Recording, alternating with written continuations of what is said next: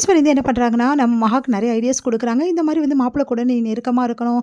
அவருக்கு கிட்ட வந்து ரொம்ப அன்பா நடந்துக்கணும். அப்படிலாம் வந்து அட்வைஸ் பண்ணிட்டுருக்காங்க. அத கேட்டு வந்து மகா சிரிக்கிறதா, அழுவுறதான்னு தெரியாம யோசிக்கிறாங்க. அவர் என்கிட்ட நெருங்கவே மாட்டேங்கிறாரு.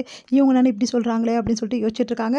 இந்த சூழ்நிலையில ஸ்வேதாவும் வந்து நம்ம சூர்யாவும் நெருங்கி பழகுறத மகா பார்த்துட்டு அதிர்ச்சி அடையிறாங்க.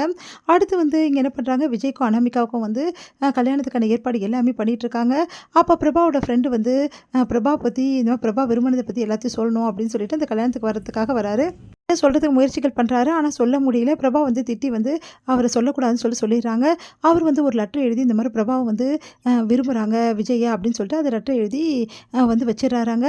சூழ்நிலையில பிரபா என்ன பண்றாங்க, தெரியாம வந்து கூல் ட்ரிங்க்ஸ்ன்னு நெனச்சு ஹாட் ட்ரிங்க்ஸ குடிச்சிடுறாங்க. அதனால பிரபா வந்து தன்னையே மறந்துடுறாங்க. அடுத்து விஜய் வந்து டான்ஸ் ஆடிட்டு இருக்காரு. அனாமிகா கூட எல்லாருமே வந்து டான்ஸ் பண்ணிட்டு இருக்காங்க. அப்போ விஜய் கிட்ட போயிட்டு அனாமிகா வந்து சொல்லிடுறாங்க, இந்த மாரி நான் உன்ன விரும்புறேன் விஜய். நீங்க தான் என்னோட உயிரு அப்படின்னு சொல்லிட்டு கட்டி பிடிச்சுக்கிறாங்க. இதெல்லாம் பார்த்து அனாமிகா அதிர்ச்சி அடைகிறாங்க. உடனே விஜய் வந்து நான் உன்ன அப்படி நினைக்கல பிரபா. என்னைக்குமே நீ என் ஃப்ரெண்டு தான். அனாமிகா தான் என் மனசுல இருக்கா. அனாமிகா தான் லவ் பண்றா அப்படின்னு சொல்லிட்டு ஃப்ராங்கா சொல்லிடுறாரு. அதனால பிரபாவ அவங்க வீட்ல எல்லாருமே வந்து ரொம்ப மனசு கஷ்டத்த கூட்டிட்டு போறாங்க. இந்த சூழ்நிலையில அந்த லெட்டர் கிடைக்குது. அந்த லெட்டர பார்த்து எல்லாம் அதிர்ச்சி அடைகிறாங்க. இதுக்கெல்லாம் காரணம் கண்டிப்பா வந்து மகா தான். மகா இதெல்லாம் தெரிஞ்சே தான் இப்படி பண்ணியிருக்கா.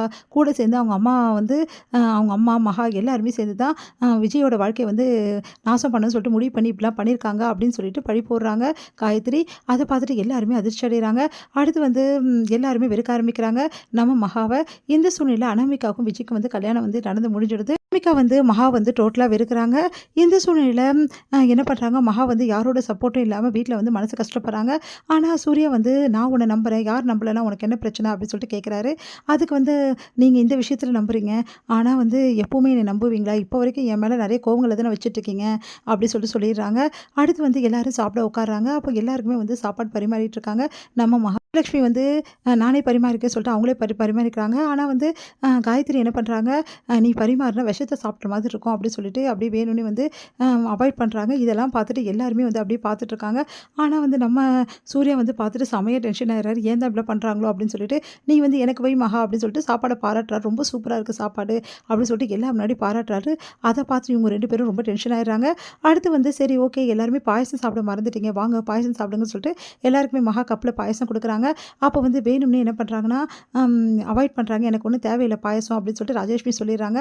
ஆனா வந்து காயத்ரி வந்து இந்த பாயாசம் சாப்பிட்டா ஆல்ரெடி வந்து விஷம் சாப்பிட்டது தான் எனக்கு ஞாபகம் வருது அப்படின்னு நம்ம சொல்றாங்க. அத கேட்டு வந்து இந்த மாரி பேசுறியே உனக்கெல்லாம் வந்து மனசாட்சி இருக்கா? அவ எவ்வளோ ஆசையா குடுக்குறா. இந்த மாரி ஒரு பொண்ண வந்து கஷ்டப்படுத்துவ அப்படின்னு சொல்லிட்டு பாட்டி வந்து திட்டுறாங்க. உன் வீட்டு மருமகளா இருந்தா இப்படி பண்ணுவியா? அப்படின்னு சொல்லிட்டு கேட்குறாங்க. என்னோட வீட்டு மருமகளா அப்படி பண்ணவே மாட்டா. இந்த மாரிலாம் நம்பிக்கை துரோகியா இருக்க மாட்டா. அப்படின்ற மாரி பேசுறாங்க. அத பார்த்து சூர்யா செமையா டென்ஷன் ஆயிறாரு. உடனே வந்து எல்லார்கிட்டயுமே வந்து சொல்றாரு, மகா எப்படிப்பட்டவன்னு எல்லாருக்குமே நல்லா தெரியும். தெரிஞ்சு இப்படிலாம் பேசுறது ரொம்ப பெரிய தப்பு. மகா எந்த தப்புமே செய்யல. அத நான் நம்புறேன் அப்படின்னு சொல்லிட்டு சொல்றாரு. அது மட்டும் கிடையாது. எல்லார் வீட்லயுமே வந்து சொல்றாரு, பாயாசம் சூப்பரா இருக்கு அப்படின்னு சொல்லிட்டு அவர் வாங்கி ஒரு கப்பு சாப்பிட்டுட்டு, மகா நீ சாப்பிடுன்னு சொல்லிட்டு அவங்க அம்மா கேட்டா, அம்மா பாயாசம் சூப்பரா இருக்கு. எனக்காக சாப்பிட போறீங்களா இல்லையான்றாரு. சரின்னு சொல்லிட்டு அவங்க அம்மா அந்த பாயாசம் எடுத்து சாப்பிடுறாங்க.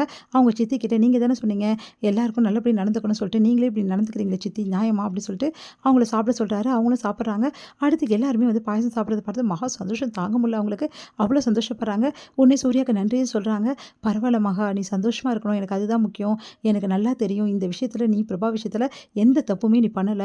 எனக்கு அது நல்லா தெரிஞ்சு தான் உனக்கு நான் சப்போர்ட் பண்றேன். எப்பவுமே உனக்கு சப்போர்ட்டா நான் இருப்பேன் அப்படின்னு சொல்லிட்டு அப்படியே வந்து மகா வந்து கையை பிடிக்கிறாரு.